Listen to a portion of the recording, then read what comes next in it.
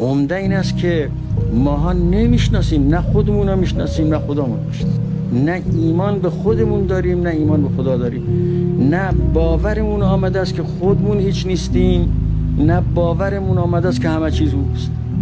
وقتی این باور در کار نبود، هرچی هم برهان برش اقامه بشه فایده نداره. بازم اون انانیت نفسی تو کار هست و اینکه من چه و شما چه.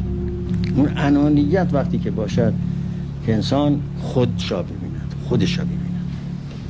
همه بلاهایی که سر انسان میآید از این حب نفس است که آدم خودشو دوست داره.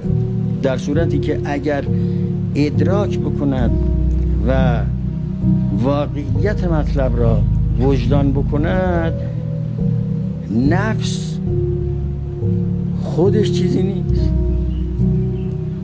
مال غیر است.